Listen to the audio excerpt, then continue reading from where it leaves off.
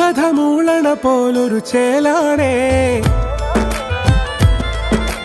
പാടാനിശലത് പൂതികൊണ്ട് ഗസലായത് പോലൊരു ഹാലാണേ.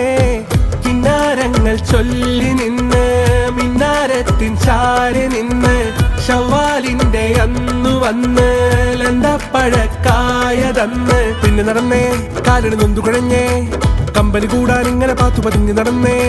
ചുറ്റിനും ഒത്തിരി കത്തണ പൊട്ടു വിളക്കുകൾ ഇങ്ങനെ മിന്നണ നേരത്തപ്പാട് നിൻ കണ്ണിനിതളെന്നിൽ പതിക്കണ് മിസിറി.